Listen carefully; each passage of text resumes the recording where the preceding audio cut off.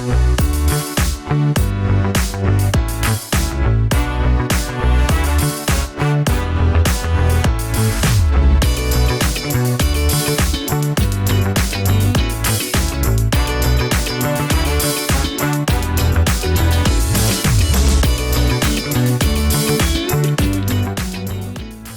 to the Hoof Fang podcast. I'm Kirt Graves. And I'm Maz Maddox. Hello to another week. Yes, another week. We're so close to just having some time off and like celebrating the holidays. I'm like, just a couple more days. Just get to it already. Yes. What does your time off look like when like the holidays hit? How much time off do you actually get? I get only Christmas off. Oh, okay. So I get a day, but you know, I'm hoping that because a lot of people I'm hoping will be traveling during that time, because typically they do, that week will be nice and chill, and all the big bosses will still be out of town, so I can just do my job and be left alone. Right. So here's hoping. Yeah, the bosses tend to get more time off around the holidays. Yeah. They pieced out the beginning of December, and we'll be back sometime in February. Exactly. Using all that time off. Mm-hmm. Oh, I miss paid time off.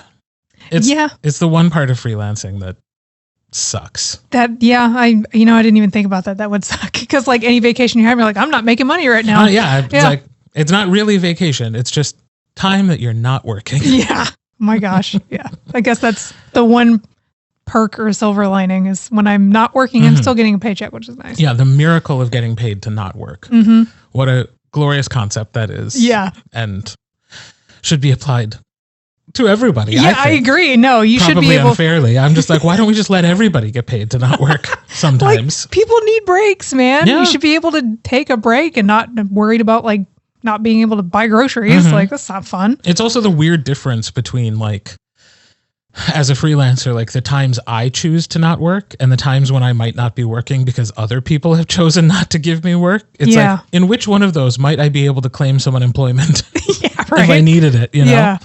It's tricky. Yeah. Because it's like, well, technically I'm not working this week, but that's of my own design. But who needs to know that? Yeah. The government? They're not going to, I was going to say they're not going to check, but they would. The IRS would check. Those guys are scary. You know, the one time I had to go on unemployment, like they really were pretty lax about that. Oh, really? Yeah. Okay. Good to know. I was surprised. I was like, wait, you're not like checking into everything I tell you about like the jobs I'm applying for and everything? And it was like, no.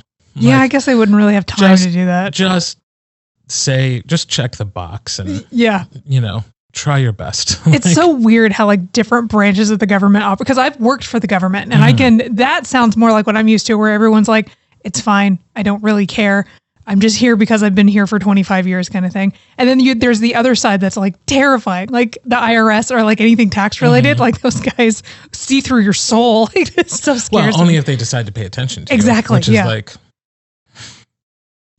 I think they're probably all like that if they decide to pay attention to you, and that's just fair. Bad luck. Yeah, that's true. Yeah. So work-wise, as author Maz Maddox, has anything been going on? As Maz, no. It's still just kind of chipping away at stuff and getting it done. Last weekend was also really productive, so I'm starting to slide into like the ramp up before like the end of the book. So it's like really fun to write. So I'm just getting a lot of words down. So that's where I'm at. I'm hoping that at the start of 2024, I have a better update for you. Right now, it's like, nope, still working on the same damn book forever. Do you think winter has anything to do with productivity for you? Usually it's the opposite, because I like the sun goes down at like 4:00 now. So I get really laggy and tired really early now. So I've just been really productive in the mornings on the weekends. Like if I can get to writing at like 10 o'clock, I can really do a lot of work.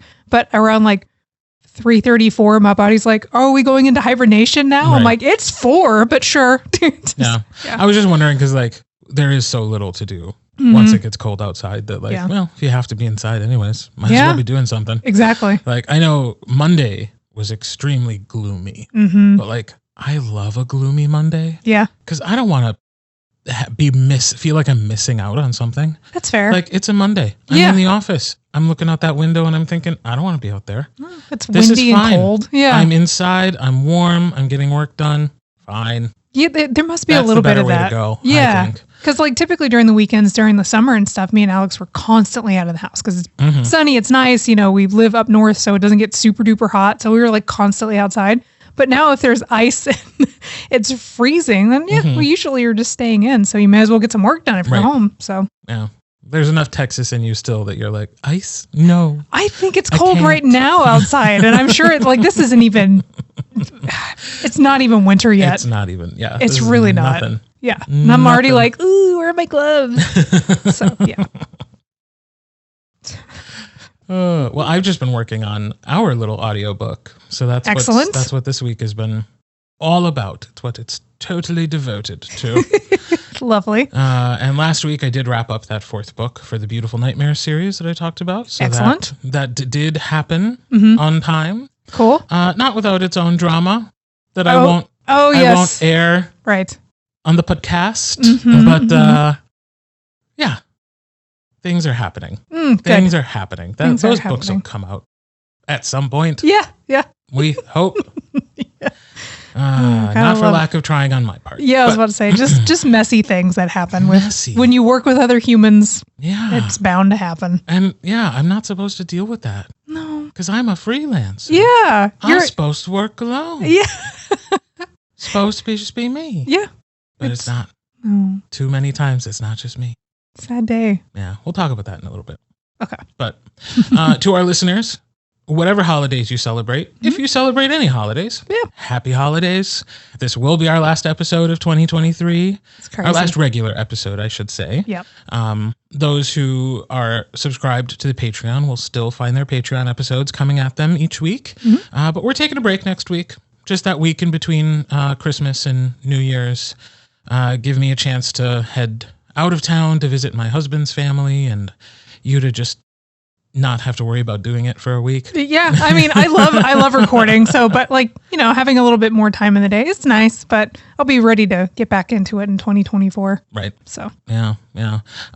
So we will be doing Maz Maddox's Ethan and Jag Destroy the World as our December 2023 audiobook.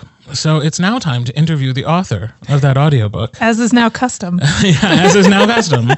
Maz Maddox, welcome to the Hoof Fang podcast. Oh, thank you. I've heard so many good things about this podcast. Oh, interesting. You're copying the accent now. Very strange. All right. So the book comes out on Friday the 29th. If you are listening to this episode the day it comes out, that is 1 week from today, Friday the 29th. It is our little New Year's present to everyone who is a subscriber at the dear listener level.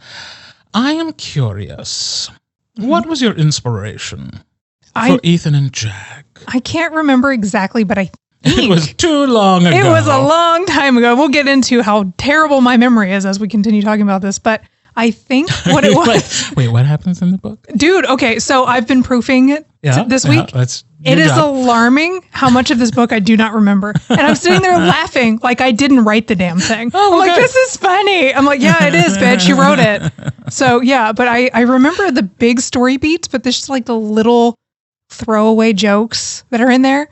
I don't remember. Like, I don't remember. Yeah, that'd be a lot to keep in your brain. I guess it's a lot of information, but like there's a part where Jag is like freaked out by little dolls. I don't remember writing that at all. Really? And I just was cracking up. I was like, wow, that's cute. Why is this not in my brain anymore? I wonder what inspired that. Yeah. Well, and because you wrote it in 2 parts, really. Yes. Yeah, right? I did. So yeah, the beginning of it was a short story that was part of an author winter giveaway thing. So it was a free short story that I wrote. It's not very long. And then it was free for like a couple months or something. And I let it ride. And it was like one of those stories that after I got done with it, I thought it was really funny. And I kept thinking, I was like, I could continue this story, but I just kept putting it off and putting it off. And luckily I had enough people download it and stuff and who were asking me about it that I was like, I'm going to do it. I'm just going to just expand on it and not try to do like a totally separate novel and just like combine 2 short stories basically.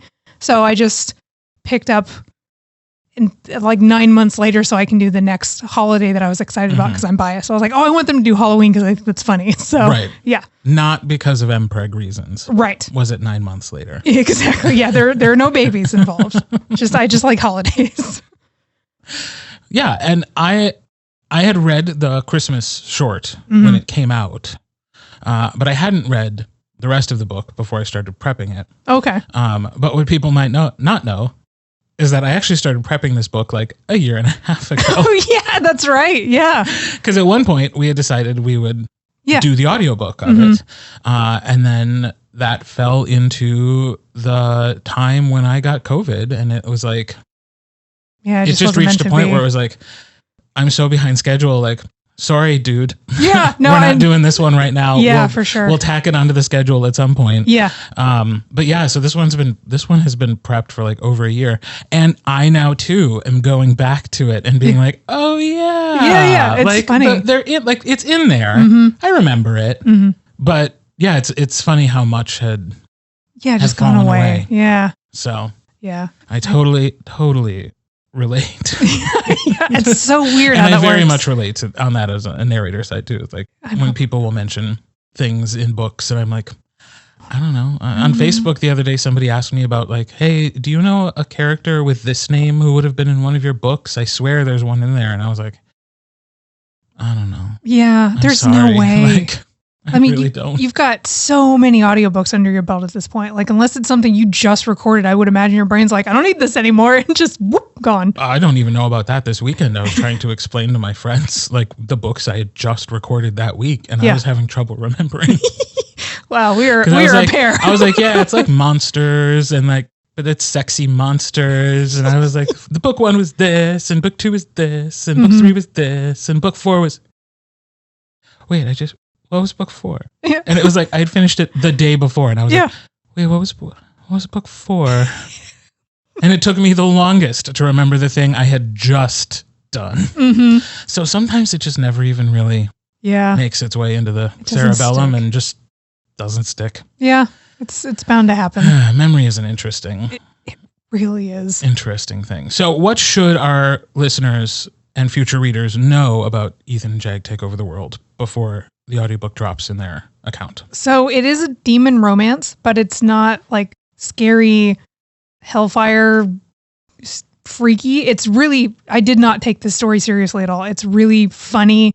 Jag is a trip. Like, he's very serious, but he's kind of like a very serious puppy almost. Like, he's very sweet at his core, even though he would turn you inside out for insinuating such a thing. And then Ethan is just such a good little ball of sunshine. So it's grumpy sunshine, but the grump is not mean. He's just a grumpy puppy. Yeah. But yeah, it's got magic, it's got demons, it's got a cool witchy character that's very heavily based off of Jess. Oh yeah. Yeah, like down to the hair color, like just everything. So I adore Olivia because of that. But yeah, it's fun. It starts off during the winter months, so they're celebrating Christmas and stuff. And then the second part of actual Ethan and Jag Destroy the World starts in when they're celebrating Halloween. So it jumps quite a bit, but it's fun. I really hope people enjoy it. It's short, and hopefully you'll laugh. I'm laughing a ton, so I think I'm apparently funny. I'm having a great time. Like, yesterday flew by. I did like 2.5 hours. I did the whole Christmas thing in one day, in one sitting, and it just like flew by because I was like, this is fun. I'm also enjoying what you're doing with the narration. Like, you had such a strong idea of what you wanted to do, and when you're like, I'm thinking about doing this, I was like, do it. I love it. Right. And it's working so well. Like, I love everyone's voices. I really love Sammy. Like, Jag's voice is great. Ethan's is perfect. But Sammy, like, every time he shows up, I'm like, I love him. Like, he's so cute. Yeah. So the fun thing about a fantasy story, and we talk about this sometimes in other versions, other stories, like, you don't have to take it so seriously, especially in one like this. Like, there are definitely fantasy, like high fantasy stories and other things that I narrate that, like, they are serious, even though it's sort of ridiculous circumstances. Like this Beautiful Nightmare series I just did.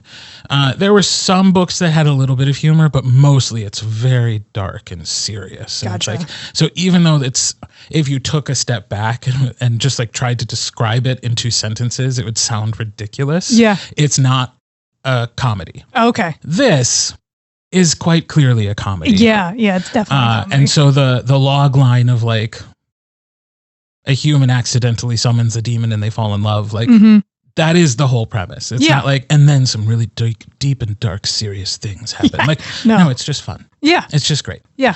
And the part about Jag too, that as you're talking about him not being like raw, like some people might expect. It makes me think of some of the conversations we've had in our Animorphs podcast about how these kids can like approach large predators and like they're not immediately attacked. Right. But it's also sort of like, well, because they're not a threat.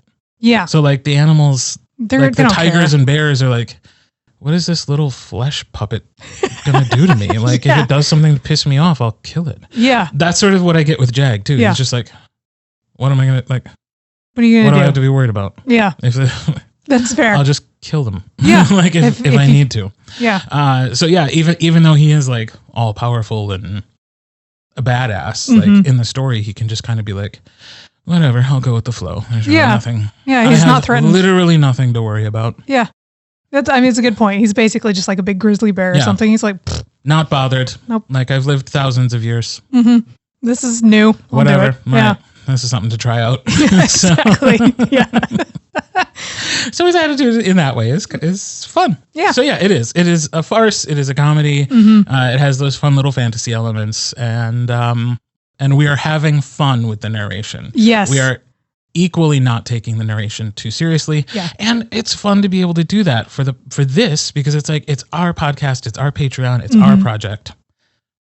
Do something big and bold and who cares? Yeah, exactly. Try it. Have fun. I think people will like it a lot. Like I hope so. Yeah, it's like the way it sounds and the way it's flowing and stuff is just fun. Yeah. So I think this will be a nice little lift after the holidays. Like this is just something to relax to, laugh and enjoy, just like having the holidays be over and you're like, new year, you can just take a load off and enjoy a fun little comedy. Absolutely. So. That is what it should be. That is what it shall be. Yes. Listeners, make it so. Yes. So yeah, I'm excited. I'm been waiting for this to be in audio for some time. So worth the wait, I think. Yeah, I think so. I'm glad we're doing it this way. Yeah. Because we don't have to answer to anybody else. Right. We don't have to worry about it being a commercial success. It's just like this fun project that we're doing together, and this has been the perfect project. And I think that's allowing it to have like a freedom that not a lot of projects have. Yeah, that's true. Cool. Yeah, it was meant to be this way. It was beshert, as our Jewish friends would say. Excellent. I'm very into Jewish Yiddish right now because I'm listening to Barbra Streisand's memoir. Oh, okay. It is 48 hours long. And I'm only like 6 hours into it. So there's going to be a lot of probably Yiddish words being brought up over the next couple months as I continue to listen to her book. And she keeps reminding me and teaching me new Yiddish words. I do not know a lot of Yiddish words. I know probably the ones everybody else knows. Right. So you'll have to just like as I sprinkle them in. Yeah. Yes. So I can learn too. I love that. Yeah. If people need to know how gay I am, that's how gay I am. I'm listening to Barbra Streisand's 48-hour memoir, narrated by the author. Of course. Holy shit. Well, since we are creeping into the new year, we should discuss what we hope to accomplish in 2024. Yes, that is the tradition. To close up, to sew up one year and immediately start making goals to fail at in the next. Yeah, that's a good way of listing it because those are usually what happens to mine. Yep. Yeah. So, what goals are you creating for Maz Maddox, author, for 2024? It's tricky because every year when I'm like, okay, next year I want to do these things, and I always shoot way too ambitious. I'm like, I'm going to do 6 books, and it's not happening. You know what I mean? Or like, I want to up my production or do 4,000 words every day or something. So I'm trying to be a lot more realistic and be kind to myself. So I'm not setting myself up to just be disappointed. I don't think I'm going to try to focus on productivity or trying to write more books. I think I want to challenge myself to be okay with taking my time and to try to like better my craft and just listen to my instincts as far as like how long it should take for me to craft a story I'm very proud of. And if it takes a long time and I can only do 1 book a year, fine. You know what I mean? Like it's bonus if I can do more, but really just focus on not trying to hit some invisible nebulous marker that everybody else I assume does. Because I've got we've talked about comparison and all that good stuff. I've got so many friends who put out 10 books or whatever. And I'm like, okay, that's how they write. Mm-hmm. It's not how I write. So I'm trying to like really reel it in. And instead of being hyper focused on trying to just write a ton and like make money, I'm like, you know what? No, you're doing fine. You've got your fan base. Write your story. Chill out. Yeah. So that's what I'm trying to do for Maz, is trying to up my craft and just enjoy, like find the joy again in writing instead of just thinking like, I need to hit these metrics and I need to make sure my ads are up and do. Like, no, man. Right. I've been at this it'll be 6 years in 2024. Woo-woo. So yeah. So at the 6th year, I'm finally like, hey, maybe we don't need to try to do $5 a year. Maybe just enjoy writing and chill out a little bit. So that's what I'm going to try to do for Maz specifically. Okay. That's a worthy goal. I think so. That's realistic. I think so. I think I give myself a little pat on the back for actually being like, hey, let's be human for this. Mm-hmm. Yeah. What about for you? Do you have like specific narrator goals? Yeah. Okay. Well, so this is in part a reaction to 2023, in which I had no goals. Okay. Because, as previously mentioned, at the end of 2022, I got very sick. I got months behind schedule. 2023 was all about just making that up and surviving and getting through it. And so I didn't do really anything in 2023 to advance my career. Mm-hmm. Some exciting things happened. Yeah. I had some great fun, but none of it was by design, and none of it, and it was all very fleeting. Mm-hmm. So I am hoping that 2024 is the year where I get more attention as a narrator. Okay. I want to do a better job of putting myself out there. I want to do a better job of appealing to people who do reviews, particularly Audiophile Magazine is where audiobooks get reviewed. Oh, nice. I want more reviews there. Mm-hmm. I'm going to be more proactive in sending options. In order to do that, I need to be more proactive in appealing to publishers who, most of the time, if you want attention for your books, they need to come from a publisher. Makes sense. Like indie books have their own spaces where they're popular, but it's not in the places where if I'm going to advance my career as a narrator, I need to be. So I want to devote more time to getting books from publishers so that I can then in turn turn around and promote them to the more traditional media. Yeah. And have my name there. Yeah. And I think then the natural extension of that is I'm going to be more proactive about like submitting myself for like awards, which is not something I do. Yeah. It's not something I realized I had to do until like last year. Yeah. I was going to ask how that typically works. Is it usually like the like publishers? They can. Okay. So the one major award ceremony is the Audies. That's run by the Audio Publishers Association. And I think publishers there are limited to 5 selections for the year. Okay. But any narrator can also submit their own work. Oh, cool. Okay. So even if I know that I had one of my books submitted by a publisher a couple years ago. Gotcha. So I have not like self-submitted at all. And sometimes that's just what it takes. Like if they only have 5 choices, and if you want even to be considered with an indie, you kind of have to do it yourself. Right. So I'm going to be more proactive in chasing down the kind of projects that get attention, making sure they get attention, and then trying to get some sort of like affirmation. Yeah, yeah. Not for the sake of the affirmation. And that's, I think, an important thing to share too. But like, being able to say you got nominated for something is just about marketing. Oh, and for that's sure. what I want. Like, I don't put a lot of stock in awards. I don't think comparing art against art is ever really successful.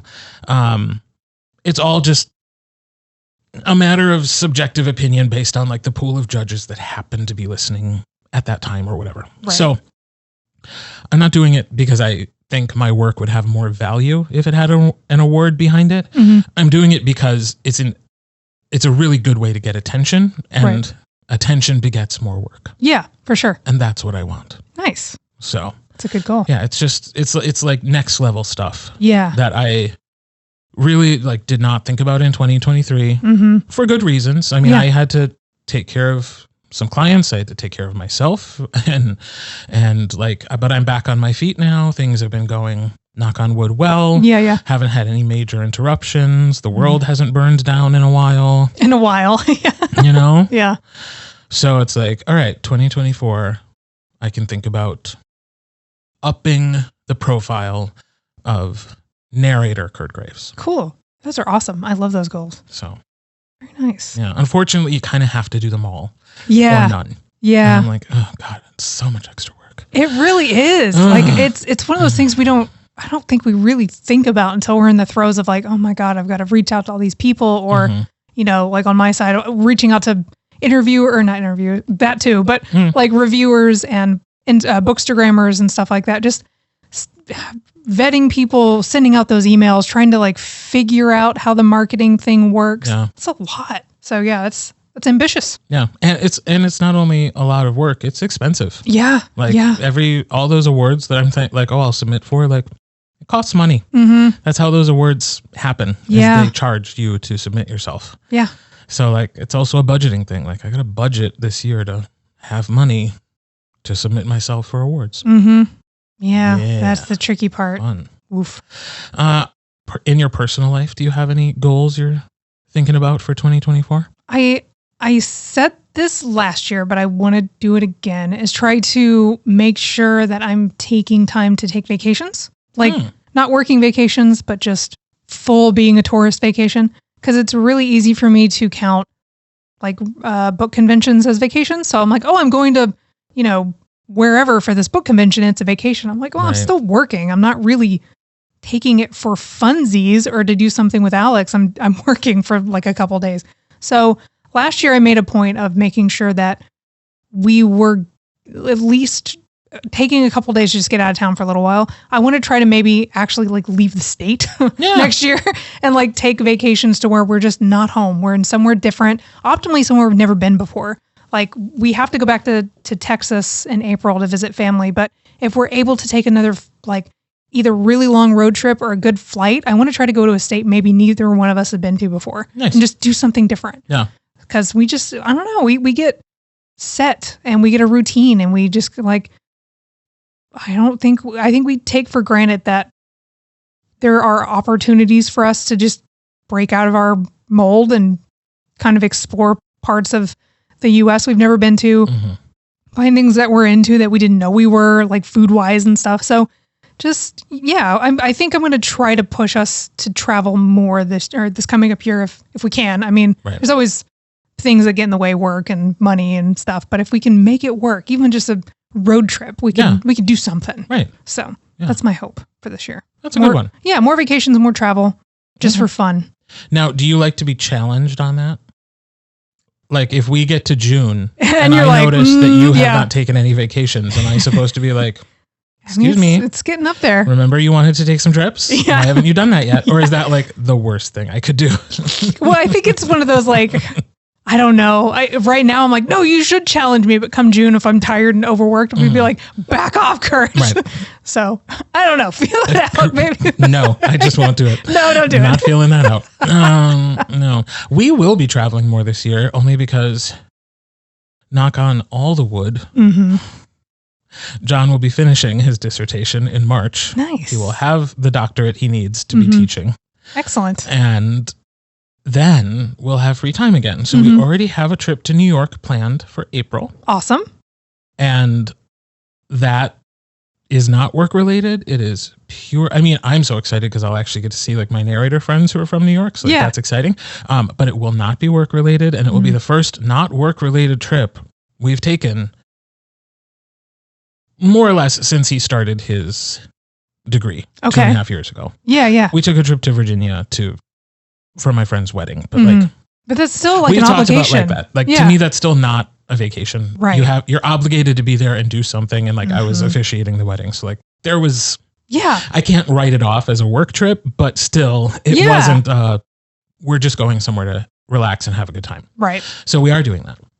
But that being said, I'm not really a traveler. Okay. So if I were to take your goal as an inspiration, I would say I want to take more time off to just be home. Yeah. Just relax. To just, work on some home projects, just like fill my cup there. Yeah, for sure. That works so much better for me than taking trips, which I find even the most pleasant ones to be stressful. And I don't like being away from my nest for very long. That's fair. And I don't like being away from my dogs for very long. So even when they are a good time, they kind of have that inherent stress factor. But yeah, so that'll be, I'm going to add that to my list of things, like take time for myself, but not to go and do things, to do things that serve me, not serve others. Right.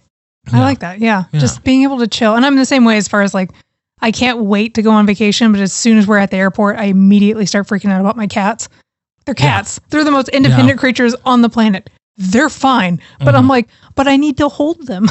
And like 2 days into the trip, like I think the first time that we went back to Texas after we moved here and we had the cats, I cried on the plane. Because I was just like, I miss them too much. It was just killing me. So it's almost offensive how fine they are when you get home. Oh, yeah, they don't care. No. I mean, like, Winks will sit by the door if he hears the garage because he's like, oh, hell yeah, food. But he doesn't care. Right. I mean, I pretend he does, but he's a cat. So it's fine. And then for the podcast, what do you hope happens in 2024? Oh, man. I somehow want everyone to subscribe so we can do our Stallion Ridge radio show. That is, I want that so bad. This is me manifesting it for next year.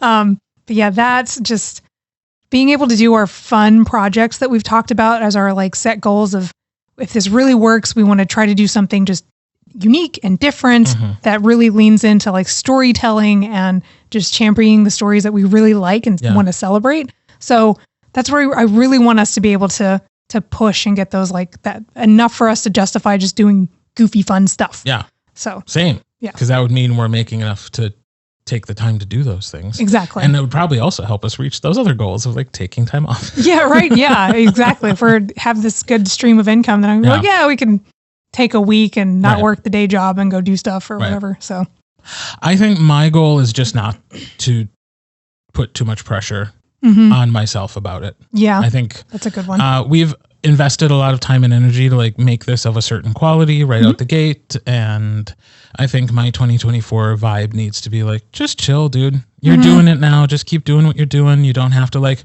move it forward into the next realm. If it finds an audience, fantastic. If it doesn't, pivot. Yeah. Find something. That's the way to go. Find another way to do it.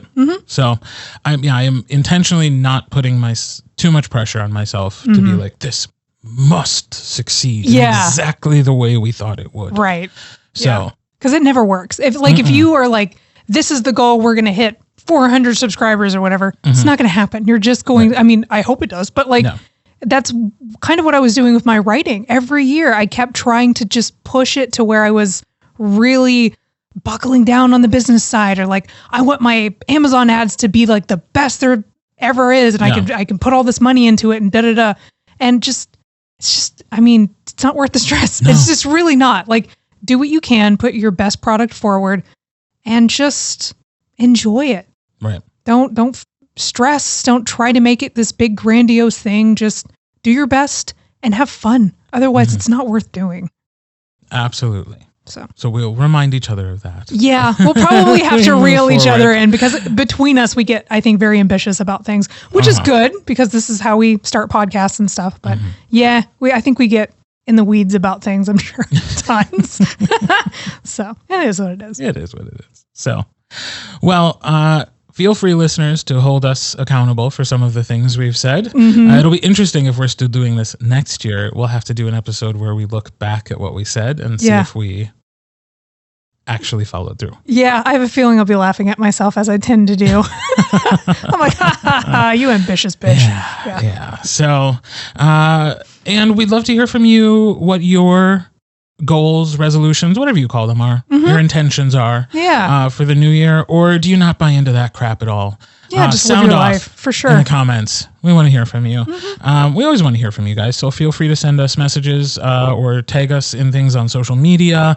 We love the things we see. We almost always repost them. And it's just so great to know that this is appreciated by people out in the world. And even if you're a person who's not on social media and isn't posting about it, but still appreciates it, we appreciate you listening as well. If you want to get in touch with us, best way is to email us, hoofandfangpodcast@gmail.com, or send us a DM through any of our social media. And like we've said, if you want to join the Patreon, there are 2 levels. You can join as a Dear Reader, where you get the bonus episodes we're doing for the Animorphs and any bonus interviews that we put out, and also a 40% discount to our online store. Or you can join at the $10 Dear Listener level, and that's where you get the audiobook every month as a perk of membership, along with all the other things I just said. Yes. And we would love to have you there as a patron in 2024. We hope we will earn your support in 2024. Yes. Ethan and Jag Destroy the World comes out on December 29th. 3 Meant to Be is already been announced as our January audiobook. That will come out the last Friday of January. And we already have some ideas for the future months in 2024. So there's a lot of great things to look forward to. Yes. Please, please, please stick around. Tell a friend. We'd love to continue to grow. Yep. So, love it. And thank you guys for making 2023 the year we started a podcast. Yeah, thank you guys. You. So, other than that, we will not be back next week, but we will be back January 5th for our first episode of 2024. Have a wonderful holiday season.